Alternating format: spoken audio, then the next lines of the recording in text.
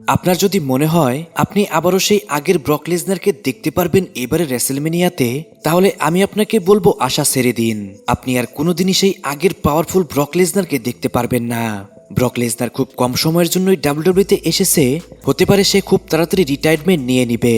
এটা আমার নিজের কথা নয়, এই কথাটি ব্রক লেসনারই বলেছে। আসসালামু আলাইকুম গাইস, আমি অপু, আপনারা দেখছেন রেসলিং নিউজ বাংলা। রেসলিং সম্পর্কে সমস্ত নিউজ এবং কি আপডেট জানার জন্য চ্যানেলটিকে সাবস্ক্রাইব করতে ভুলবেন না। রিসেন্টলি ব্রক লেসনার একটি ইন্টারভিউ দেয়, সেখানে তার কাছে জানতে চাওয়া হয় তার বর্তমানে ডাব্লিউডাব্লিউ কন্ডিশন সম্পর্কে এবং কি ফিউচার কি হবে ডাব্লিউডাব্লিউতে এই সম্পর্কে। এর উত্তরে ব্রক লেসনার বলে এখন আর তার কোনো কিছু নিয়ে মাথা ব্যথা নেই। তার এই দীর্ঘ বছরের ক্যারিয়ারে তার কোনো কিছুই প্রাপ্তি বলে মনে হয় না। তার এখন শুধু একটাই লেগেছি, সেটা হলো তার ছেলে মেয়ে। ব্রক লেসনার আরো বলে এখন তার পাওয়ার মতো সেরকম আর কিছুই নেই। তার ছেলে এবং কি মেয়ে যখন কোনো বড় কিছু করে সেটাই তার জন্য অনেক বেশি প্রাউড ফিল হওয়ার বিষয়। সে শর্ট টাইমের জন্য ডাব্লিউডাব্লিউতে এসেছে, সে খুব তাড়াতাড়ি ডাব্লিউডাব্লিউ থেকে চলে যাবে। গাইস, এই ইন্টারভিউ থেকে এই জিনিসটা তো একদমই কনফার্ম, ব্রক লেসনার হতে পারে রেসেলমেনিয়া বা সামারস্ল্যামে রিটায়ারমেন্ট নিয়ে নিবে। আমার মনে হয় সামারস্ল্যামে সেই জায়গা হতে যাচ্ছে যেখানে আমরা ব্রক লেসনারকে শেষবারের মতো রেসলিং করতে দেখতে পারবো। সত্যি বলতে এই নিউজটা শুনে আমার কাছে অনেক বেশি খারাপ লেগেছে। এইখানে আমাদের করার মতো সেরকম কিছুই নেই, সবই হচ্ছে সময়ের খেলা। আর এখন তো এইটাও মনে হচ্ছে যে রেসেলমেনিয়াতে অবাফেমির কাছে ব্রক লেসনার হেরে যাবে, কারণ আমরা দেখতে পাই যখন কোনো সুপারস্টার রিটায়ারমেন্টে চলে যায় তার আগে যে সমস্ত ম্যাচ তারা ফাইট করে সেই সমস্ত ম্যাচে তারা হেরেই যায়। এজন্যই ব্রক লেসনার আমার মনে হয় অবাফেমির কাছে হেরে যাবে, আর লাস্টে তার অপোনেন্ট হবে সামারস্ল্যামে গুন্থারের কাছে হেরে তার ক্যারিয়ার শেষ হয়ে যাবে। গাইস, এই নিউজটা শুনে কার কার কাছে খারাপ লেগেছে সেটা কিন্তু অবশ্যই কমেন্টে জানাবেন। ডাব্লিউডাব্লিউ থেকে হঠাৎ একজন সুপারস্টার গায়েব হয়ে গেছে, সেটা হলো গুন্থার। সে গোলবার্গ, জন সিনার, এজে স্টাইলের মতো সুপারস্টারকে রিটায়ার করে সে রেসেলমেনিয়া আসার পরেও নিজেই গায়েব হয়ে গেছে। আসলে রিউমার রয়েছে গুন্থার এখন কোনো ইনজুরিতেও নেই, সে সাধারণ ছুটি কাটাচ্ছে ডাব্লিউডাব্লিউ থেকে। আর এখন পর্যন্ত গুন্থারকে নিয়ে রেসেলমেনিয়ার কোনো প্ল্যানও করেনি ডাব্লিউডাব্লিউ।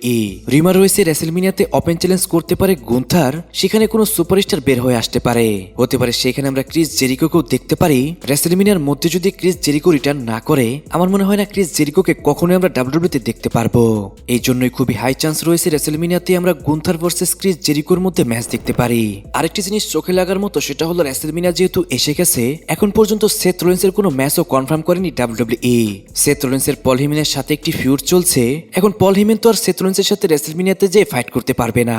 পল হেমেনের আরো দুজন যে ফিউশনের মেম্বার রয়েছে, অস্টিন থিওরি এবং লোগেন পল, তারাও তো উসোসদের সাথে ফিউড করছে। এখন কে হতে পারে সেথ রোলিন্সের অপোনেন্ট? তাহলে কি রেসেলমেনিয়াতে সেথ রোলিন্সের কোনো অপোনেন্ট থাকবে না? এর উত্তর হলো না, সেথ রোলিন্সের অপোনেন্ট হবে রেসেলমেনিয়াতে, সেটা হলো ব্রন ব্রেকার। কারণ হচ্ছে ব্রন ব্রেকার রিসেন্টলি পারফরমেন্স সেন্টারে ট্রেনিং করেছে, আর রিউমার রয়েছে ব্রন ব্রেকার খুব তাড়াতাড়ি রিটার্ন করবে এবং কি তার সাথে সেথ রোলিন্সের একটা ম্যাচ কনফার্ম হয়ে যাবে রেসেলমেনিয়াতে। কারণ ব্রন ব্রেকার ছাড়া সেথ রোলিন্সের এখন পর্যন্ত কোনো সেরকম অপোনেন্ট আমি চোখে দেখছি না। ব্রন ব্রেকারই হতে পারে সেথ রোলিন্সের জন্য একদমই পারফেক্ট অপোনেন্ট রেসেলমেনিয়ার জন্য। অপরদিকে আরেকজন যে ফিউশনের মেম্বার রয়েছে ব্রনসন রিড, তার কিন্তু এখন পর্যন্ত সেরকম কোনো খবর নেই। মানডে নাইট রর একটি শোতে একটি সাধারণ ম্যাচ ফাইট করার সময় তার একটি ইনজুরি হয়, এখন পর্যন্ত কিন্তু সেই ইনজুরি নিয়ে সেরকম কোনো আপডেট নেই।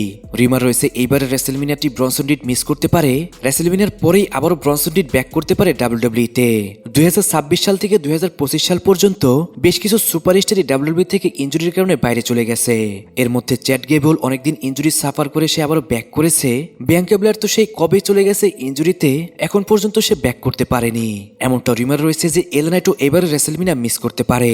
এবারের মানডে নাইট রতে আমরা এল নাইটের এলবোতে আমরা একটা ইনজুরি দেখতে পেয়েছি, এই জন্য রিউমার রয়েছে যে এইবারে রেসেলমেনিয়া মিস করতে পারে এল নাইট। এল নাইটের সাথে এখন পর্যন্ত ভালো কিছু আমরা দেখতে পাচ্ছি না।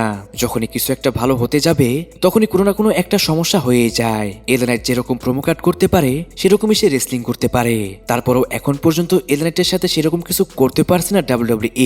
গাইস, আপনি কি মনে করেন এল নাইট সম্পর্কে সেটা কিন্তু অবশ্যই কমেন্টে জানাবেন। তাহলে কি জন সিনা আবারও ব্যাক করবে ডাব্লিউডাব্লিউতে? এই কথাটি কেন বললাম, এটার একটা কারণ রয়েছে। জন সিনা রিসেন্টলি ডাব্লিউডাব্লিউর সাথে একটি লেজেন্ড কন্ট্রাক্ট সাইন করেছে 5 বছরের জন্য, আর জন সিনা নিজেও বলেছে তার যখন প্রয়োজন হবে ডাব্লিউডাব্লিউতে, ডাব্লিউডাব্লিউ ডাকলে সে আসবে। আমরা জানি জন সিনার ইন রিং রেসলিং ক্যারিয়ার তো শেষ হয়ে গেছে, কিন্তু জন সিনা ব্যাকস্টেজে থেকে কাজ করতে চায়। হতে পারে আমরা মাঝে মাঝে জন সিনাকে কোনো স্পেশাল অ্যাপিয়ারেন্সে দেখতে পারবো। আমার মনে হয় এবারে রেসেলমেনিয়া তো জন সিনা থাকতে পারে, সে সেখানে রেসেলমেনিয়া হোস্ট করতে পারে। রেসেলমেনিয়া রেসেলমেনিয়াতে তো আমরা সবসময় লেজেন্ডদের দেখতেই পাই। প্রতি বছর Stone Cold, Steve Austin, Undertaker এবং কি বড় বড় কিছু সুপারস্টার অ্যাপিয়ারেন্স করে রেসেলমেনিয়াতে। এখন থেকে হয়তো গেস্ট হিসেবে জন সিনাকেও রেসেলমেনিয়াতে আমরা প্রতি বছরই দেখতে পারবো। আপনি মানুন এবং না মানুন, আমার মনে হয় এবারে রেসেলমেনিয়াকে নিয়ে যে সমস্ত স্টোরি চলছে ডাব্লিউডাব্লিউইতে তার মধ্যে যে কোনো একটিতে রক রয়েছে। কারণ আমরা এই সপ্তাহ মানডে নাইট রতে যে সমস্ত সেগমেন্ট হয়েছে সে সমস্ত সেগমেন্ট আমরা দেখতে পেয়েছি ব্যাকগ্রাউন্ডে আমরা বেশিরভাগ সময় রকের পোস্টার দেখতে পাই। ডাব্লিউডাব্লিউই যখন রেসেলমেনিয়ার জন্য কোনো বড় সুপারস্টারকে প্ল্যান করে তাকে নিয়ে কিন্তু তারা বেশ কিছু পোস্টার ছাপিয়ে দেয় এবং কি তাদের মানডে নাইট র এবং কি স্ম্যাকডাউনে তারা এটাকে বারবার ফিচার করে।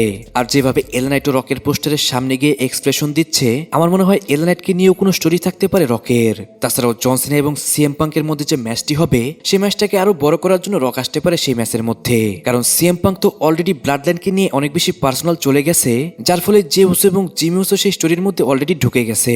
রক ও ব্লাড লাইনের একজন মেম্বার হতে পারে রমান রেইন্সকে ম্যাচ জেতানোর জন্য হলো রক আসতে পারে সেই ম্যাচের মধ্যে। আরেকটি জিনিস ইন্ডিকেট করছে সেটা হলো র্যান্ডি অর্টনের heel turn. Randy Orton recently একটি ফোন কলে কথা বলছিল, সেই ফোন কলে সে কার সাথে কথা বলছিল এটা কিন্তু এখন পর্যন্ত ক্লিয়ার নয়। এরকম ছোট ছোট বিষয় দিয়ে রেসেলমেনিয়া স্টোরিগুলো বিল্ড হয়। রিমারও রয়েছে এবারে রেসেলমেনিয়াতে রকের থাকার চান্স কিন্তু অনেক বেশি। সবকিছু মিলিয়ে যদি আমার কথা বলি, আমার মনে হয় রমান রেইন্স এবং সিএম পাঙ্কের ম্যাচের মধ্যে রক থাকতে পারে। সিএম পাঙ্ক এবং রমান রেইন্সের ম্যাচটি তো রেসলিং ওয়াইজ অনেক ভালো হবে, এই বিষয়ে কোনো সন্দেহই নেই। স্টার পাওয়ারও এই ম্যাচের মধ্যে অনেক বেশি থাকবে, সেটাও কোনো সন্দেহ নেই। কিন্তু যদি এই ম্যাচটার মধ্যে রক থাকে তাহলে কিন্তু সেই ম্যাচটার হাইপ আরো বেশি আকাশচুম্বী হয়ে যাবে। গাইস, আপনি কি মনে করেন রমান রেইন্স এবং সিএম পাঙ্কের ম্যাচ সম্পর্কে, সেটা কিন্তু অবশ্যই কমেন্টে জানাবেন। সো গাইস, আজকের ভিডিও এই পর্যন্তই। রেসলিং সম্পর্কে সমস্ত নিউজ এবং কি আপডেট জানার জন্য চ্যানেলটিকে সাবস্ক্রাইব করবেন।